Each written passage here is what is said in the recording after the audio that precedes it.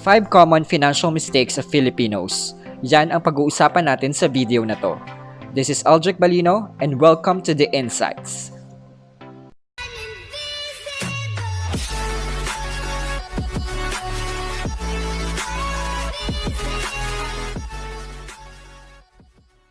First common mistake of Filipinos is lack of financial goals. When we say financial goals, these are your reasons and whys kung bakit ka nga ba nag-iipon. If you want to buy a house and lot, put up a small business, or help your siblings finish college, you have to set goals. And when setting goals, it should be smart. It should be specific, measurable, attainable, realistic, and time-bound. Just to give you an example, one of my financial goals is to buy a laptop worth 60,000 pesos 5 months from now para magamit ko sa online business ko. And as part in achieving this financial goal, it is very essential for us to plan ahead. Sabi nga nila, most people don't plan to fail, but they just fail to plan. And as part of my plan, I should have at least saved 12,000 pesos a month to buy this laptop. Remember that setting smart financial goals will put you in a right direction. Second common financial mistake of Filipinos is having no emergency fund. Not having an emergency fund is another reason why many Filipinos are struggling financially. They become devastated when emergencies happen. For example, nagkasakit ka or yung isa sa mga kapamilya mo, like yung misis mo or anak mo, or bigla ka na lang natanggal sa trabaho, or nasunugan kayo, kailangan yung lumipat ng bahay. At dahil wala kang emergency fund, minsan naobliga tayong manghiram ng pera sa mga kakilala natin or mga kaibigan natin, or even take loan from our company or banks. And as we all know, interest rate in banks is usually high. And later on, hindi natin namamalayan na babaon na pala tayo sa utang. Remember that your emergency fund should consist 3 to 6 months of your monthly salary or monthly income.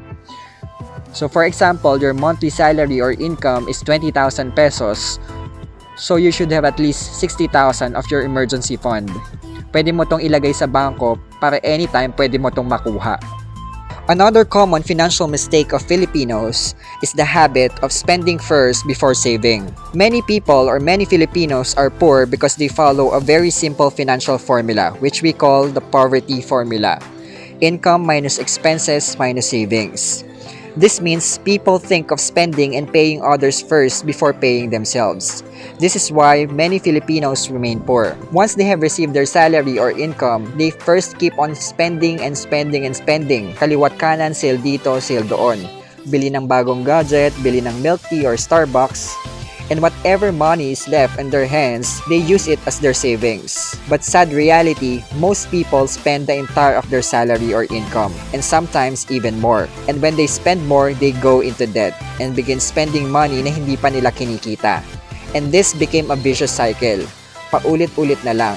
Hindi mo namamalayan, tumatanda ka na, wala ka pa ring ipon. Why not we use a different financial formula which we call the abundance formula?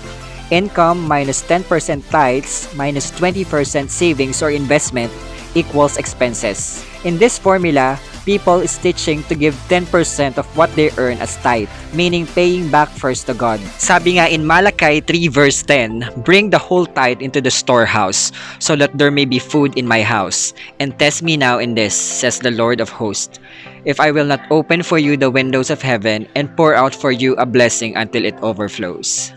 Then put 20% of your income for savings and investment. Then spend the remaining 70% on your other expenses. This abundance formula also explains and enumerates the 4 simple steps that make good people rich. But simply, it means pay yourself first and invest 20% of your earnings for your future. For example, if you're earning 20,000 per month, so give the 10% or 2,000 to the Lord. Then save 20% or 4,000 and allocates 14,000 for expenses. If nag-start ka mag-invest at the age of 25, so your monthly investment is 4,000, so in-invest mo to in an investment facility earning 12% interest rate.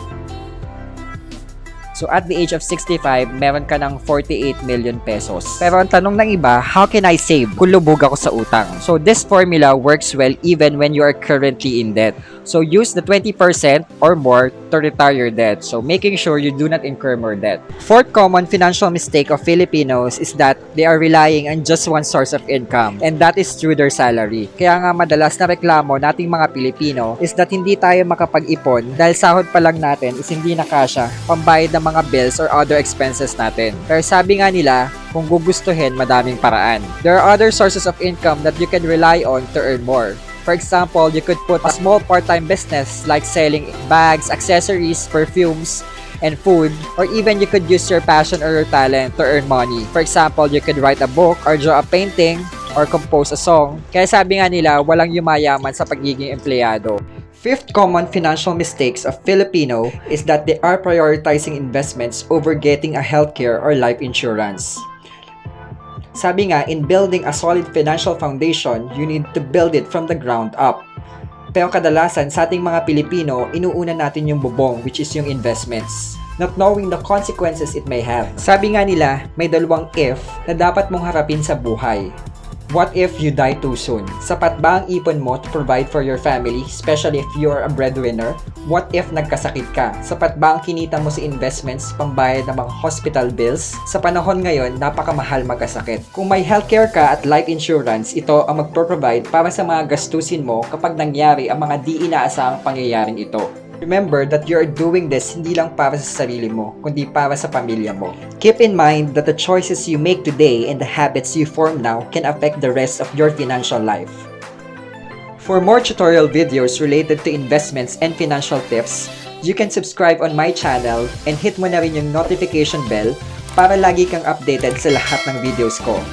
Thank you for watching, God bless, and have a nice day!